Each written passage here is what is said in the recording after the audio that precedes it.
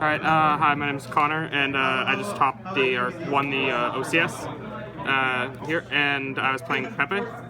So, I was really worried going in about my matchups that weren't the mirror match, because I played a lot with my friend Ryan, and we tested nothing but that. But the locals, Teddy and me, Aaron Mills, no one really plays BA or any of those decks.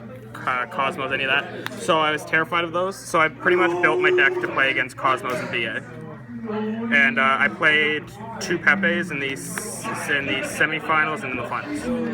Everything else was Cosmos and then BA in top 8. So for the monsters, I played 3 Perform Impel Damage Juggler. Standard, best, it searches, it negates Wavering Eyes, Fairy Wind, really good. I played 1 Trick Clown, 1 Hat Tricker. I saw people weren't playing Trick Clown, and I think you need to play both of them just because it opens up so many more options with your opening hand and just being able to establish boards. I played 3 Maxi. And through testing, and we were testing like the Brilliant Fusion engine and the and like instant fusions and stuff, and like Maxi wins you so many games just by drawing it, and it won me all of my games today against Pepe. It was kind of gross, and I am a real proponent of the theory that you need something to draw into off of Maxi while your opponent's going off. So I played the 1 Ghost Ogre. It was really good when I was testing against like the hand loop deck, when I was testing with the mirror. I didn't test against any Cosmo or stuff, but this didn't come up in those matchups. I played the 1 Palomaru for the Nappies combo. I never made Nappies until the first game of the finals. Pretty much with the new deck, it goes so fast, and you can make such a big board that if your opponent if you devote your entire first turn play to Nappies and your opponent outs it, you just lose. So I never felt like I had a good enough hand to make a Nappies and something else with it without fear of getting outed. My other King of the Fairlamps target was Gigabyte. It's just it's an extra rank 4 if you have the Trick Clown underneath the damage, underneath the King of the Fairlamps, and like it's just a great card. I never hated drawing it. I never didn't want to see it. For the Perform Age Pendulum monsters, I played 3 Plushfire. One of the best Pendulum monsters in the deck. It just generates so much advantage. A few times I just opened horribly and I just set it, and it kept me alive through so many turns. And like the fact that I can't get Dwell It or anything is really good. And then I played the 1 Mirror Conductor because it's a low scale that I can search off the damage juggler. For the Performa Pals, I played pretty standard. I played 3 Skull Crobat Joker. I played 3 Pendulum Sorcerer. And shout out to my friend Brian Fu at Locals. He let me borrow... Lou. Oh, wait, little one. Yeah, Lou. For letting me borrow 2 of these. I wasn't going to come today, and then he had a Kung Fu class or something come up. It's Kung Fu. Yeah, Kung Fu. I know, it's ironic. So, yeah, he always does Kung Fu class. So he's like, hey, do you want to borrow my 2 sorcerers and play? And then I guess I got to play because my friend Buckland also gave me a drive. So up until last night, I wasn't planning on playing. Do they get any of the cash? I don't know. I'll have to talk to Brian. We made some jokes about it. I'm not sure. I haven't told him yet. He's gonna freak. But yeah, like it was amazing that I had so many friends able to help me kind of put this together at the last moment. I had no sleep last night. I was building the deck, testing the deck all last night. I'm on like 3 hours of sleep in the last like 30 hours. Yeah, we were on Skype pretty much all night. Me, him, and Gene. Dude, I try to fuck you. I played the 1 Gaturtle. It's really good when you have a handful of Perform Pals because you get the extra draw off. And also, if you do get this established in the scales, you just use your Sorcerer and pop the other scale, and then you just get Gaturtle every single turn that you're resolving Sorcerer. And it's really good. And the 3 Monkey board. It's like the best card to top deck. I only beat my friend Michael because I had 0 cards in hand and I top decked Monkey board. And I just won that game. I went from 1 card in hand to about like 12 cards controlled, and it was disgusting.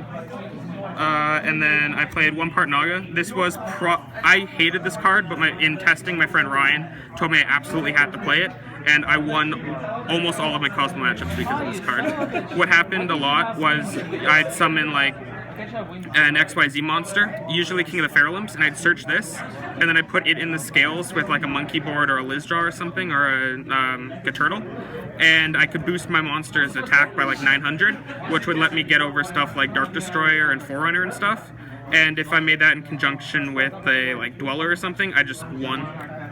And then I played the 2 Lizdraw. Just when you have nothing else to search, it's a good card just to search and then draw an extra card. It was really good. I drew into Maxi or into Ghost Ogre or into some of my side cards quite a few times. So for the Draco Slayer engine, I played 3 Luster. And really good. Just whenever you open it, it usually goes in the scales. It's really good with Pendulum Sorcerer because you can pop it, add 1, Pendulum Summon, and you just generate so much advantage that way. I played 2 Vector. I would never play 3, but I ended up drawing 2 Dracos so many times it was kind of sad. But every time I drew 2, I made Nightmare, and I won that game because of Nightmare. And then 1 Master Pendulum. Pretty much, it's a Draco Slayer through its name, and you can use it for XYZ summons. So when you use Draco Face Off, instead of showing a Luster Pendulum, you can show a Master, and you can go XYZ summoning with it, which you can't do with Luster. You can make Magister. Yeah, it's also really good for the fusion because you can grab it back from the grave off the fusion because you detach off an XYZ and it just like keeps looping it. So this was the big thing that my friend Ryan was really the champion of, and our idea of what quick play spells to play. And because we were I was really worried about everything but Pepe, I decided to only play 1 Wavering Eyes, and instead of playing 3 Wavering Eyes, I ended up playing 2 Twin Twister. And this was really good because a lot of the time against my Cosmo matchups, I think I got first game 1 anti-spelled about 3 times, and this card saved me 2 out of the 3 times. And like, it's not bad against Pepe. It's certainly worse than Wavering Eyes, but like against everything else, against BA, against Cosmos, I 1,000 times want to see Twin Twister over Wavering Eyes. And then I played 2 Draco Face Off. Because I had so many issues in testing and at the event with playing 2 Vector and drawing the Vectors all the time, I only decided to play 2 so that I brick less, but I still have the consistency of seeing it a lot of the time. And the final 2 cards were Bottomless and Treacherous. A lot of the time I sided these out after game 1 because I don't want to see them going second because I never make Repulsia offensively. So I just would take them out of my deck, put in something a lot more playable. But this was really good. I was testing with Time Space instead, but Bottomless was just so much better against a lot of the matchups. And it was 41 cards through suggestions by Michael. It was, I was 42, 43, it was up and down up until about 5 minutes before the event started. For the extra deck, it was fairly standard. I played 1 Castel, spin a bunch of stuff, good at clearing scales. When you can't go for game, but you want to leave your opponent with as few cards as possible, castelling like their face-up monsters and their scales and stuff is really good. Trapeze Magician, I made this almost every game. Like if you're going to OTK your opponent, it's almost always with Trapeze Magician. And like with the play with Part Naga and King of the Phillip, if your opponent has 2 big Cosmos ships on the field, and you can Trapeze Magician the King of the Phillip and kill 2 ships, it's just amazing. Then I played the Infinity combo. Ptolemaeus, Nova, Infinity. I only made this twice, and it was right after my opponent let me draw a bunch of cards off Maxi, because this card not only eats a monster on your opponent's side of the field, which is really helpful, but it also outs one of their damage jugglers. So it's like when you have so many resources that you can make whatever play you want, you usually end up making an Infinity just because it's the safest way to OTK your opponent. I played a Rafflesia, or Rafflesia, or whatever. pretty much it was. I made it once and it got Regeki'd. It wasn't good. Pretty much, sometimes it would take an opponent's rank 4. Like they'd have to make like a Castell or something and attempt to spin it, and then I could just bottomless the XYZ monster they made. But like I'd rather make Nightmare in most situations where I could make Nightmare. Speaking of which, Evil Swarm Nightmare. This card was amazing. Pretty much I play 5 dark monsters in my deck, 3 jokers and 2 vectors. And anytime I saw 2 vectors a lot in my opening hand, you can get a vector off face off, you search Skull Crobat almost every turn. And like if you're playing the mirror or against BA, you just win the game. Because they have to make a big pendulum summon to kill you, and then you threaten the Nightmare, and they just can't commit anything. This is a good play for the Steelers. Big Steelers fan, though. Big Steelers fan. Yeah. They're the rapist. So Diamond Direwolf, it kind of served the same purpose as Infinity. It's when I had so many resources that I could do whatever I wanted, I would Diamond Dire stuff. Usually, like, when I knew I was playing against a Pepe, like, when I was in the semifinals, I knew he was playing a lot of counter traps, so I made this a lot just to threaten popping a back row, and it took a warning and a strike in my 2 games against him. I played the 1 Magister Paladin. Never made it. Don't think I could ever think of an opportunity to make it, but I had an extra space, and in theory, it's a good card because you can just loop Draco Slayers and Draco Slayers and Draco Slayers. But I never got that opportunity.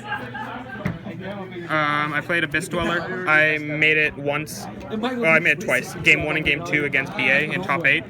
And it just won me the games. He couldn't do anything. Like it makes their Twin Twisters actually bad. Like in BA, if you Twin Twister and discard a BA, it's good. But if you have Dweller on the field, it's not.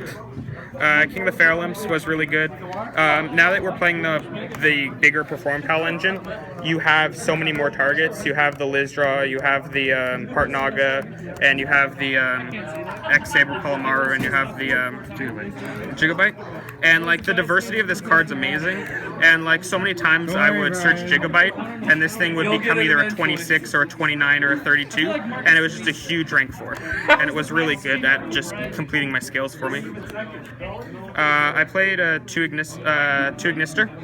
I never made 2 at the same time, 2 in the same game, but a lot of the time it was good for if my opponent left me with cards on the field, it'd be the first thing I do on my turn just to clear out any back row they set, or if they set a monster or something. Its effect also is good because it can grab the Master Pendulum that can be used for XYZ summoning. So it's pretty much just a free special summon from deck, and it's really strong. And the same thing with the Fusion. The Fusion's amazing. Pretty much, you can grab a Draco Slayer from the grave, and usually it's the Master that you detached off an XYZ summon, and it just lets you keep going and going and going. And it's just really good. It stops Wavering Eyes, it stops Twin Twister, and it just protects your Pendulum monsters. And finally, I played Nappies. Pretty much, I made Nappies once. Same, I explained the logic with the Palomaru, but yeah, I played once game 1 in the finals, and it was good. He had a bunch of scales and no special summons, so I just won that game straight out. So for my side, I kind of, in theory of I want to draw into stuff off Max C, I played 2 Effect Veilers. This card was really good. Came 2 of the finals. He summoned an Ignister, then I drew this card off Max C. He did an activated Ignister's effect and negated it, and it won me the game. Like, this card is so good, it just interrupts plays when your opponent's under Max C, and it's also not that bad a card to open if you're going second, because it disrupts a lot of plays if they're dependent on getting their Sorcerer's effect off. Under first then. Yeah. They're mine. Yeah, they're Michael's. I was playing with supers, and he said he wasn't playing his ultis, so... If you're going to win, win with style, right? Mm-hmm. If you're going to win with style. I mean, yeah, exactly. I got my DT Nappies, I got it all. Yeah, I was so focused. Yeah, second Ghost Ogre. I really love Ghost Ogre. It did a lot of work today. I was actually thinking. Then I played 2 Denko Sekka. It was 4 BA. It was 4 going second in the mirror. It was 4 Cosmos if they're playing like the heavy trap variants or the artifacts or whatever. Like it was just when I don't like back row, and with this and Twin Twisters, I was safe from back row. I didn't ever lose a game to my opponent setting a bunch of traps. Then side blocker. I sided this in. I am horrible at this card. I never know what to call it's Exodia. yeah, Exodia, exactly. My side deck, right? Exactly. Can you stop Exodia? No, you can't. No, I don't think so. Pretty much, I sided it in against Cosmo just because if they have Dark Destroyer and I have side blocker, it's an easy out. And like that was about it. I never saw I it. don't know. I've never. You might be able to. No, it's a condition. It's not an effect. You can't use the card if it's a big X over No, you don't use it. Don't worry, let's keep going. Let's keep going. Yeah. In testing, it never came up, but I felt like it was worthwhile playing it anyways. That's a ruling for BFG next week. Yeah. I played 1 Typhoon. I almost played Exodia today. I really didn't like this card because it conflicted with the Treacherous. So what ended up happening was when I went second, and I sided out my traps or my holes, I sided in the Typhoon just because it interrupts plays where your opponent has few scales. But like if they have a ton of scales, this card's not very good. It also was good like top decking it against anti-spell. It never came up because I had my Twin Twisters, but I decided it in anyways. Then I played once again Ryan brought these to my attention. Our friend Gene was my main testing partner, and we probably played about 50 games of Pepe versus Mermail, and I think he was probably the only person playing Mermail here today, but this card was really good against Mermail, and I made it game 2 of the semifinals, and he just scooped because he just had a bunch of deck dev targets in his hand. It's really the targets are a boosted up Joker, or boosted up Joker by Partnagus effect, or a King of the Feral Imps usually. Then the other 2 Wavering Eyes for when I play the Pepe Mirror. I side out like the holes usually and put in Wavering Eyes, just because like it's a blowout card. If you top deck it and your opponent has scales, it's just degenerate. Then I played 1 Regeki. I wasn't going to play this card, and then once again, a lot of my friends, Michael mostly, suggested I play it just because at worst it baits out an Infinity detach, and at best it just destroys a board with Nightmare. Because in testing, Nightmare was like the problem. Like we both, if you could make Nightmare, you did make Nightmare, and it usually won you the game. And this is like the main out to Nightmare. And finally, our hot and spicy tech was to the 2 Kaijus. That's all Connor played. So in theory, this card's amazing because it outs Infinity, it outs Nat Beast, or it outs Infinity, Naturi Beast, it outs anything Dark Destroyer, the big Cosmos ships, like everything. And since it's 2200, you can run over it with King of the Feral Imps, stuff that's boosted by Partnaga, and like it has to be summoned in attack, so it is just easy thing to run over. And like if you have a card that you're like a Nightmare or a Falsia or something that's difficult to get over, you just throw this on top of it and it works. And then we played the Mothra guy because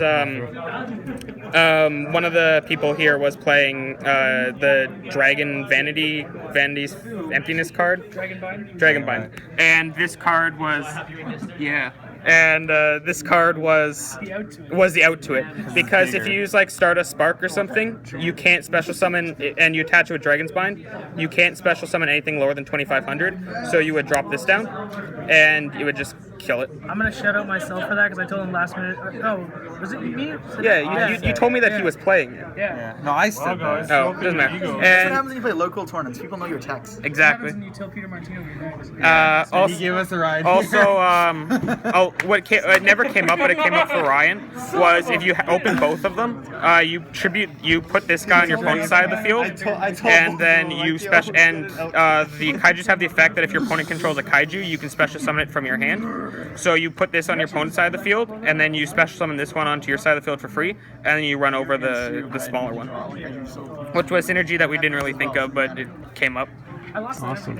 And shout out to my maybe team Marin Mills. And if without them, I probably wouldn't have been playing today. So. Shout out to little Brian for lending you Sorceress. Oh, I've already shouted out, little Brian. But big thanks to everyone, and this is the first big tournament I've played. So. Awesome. Hopefully, I do good in the future. Awesome. Thank you very much, Connor. No problem.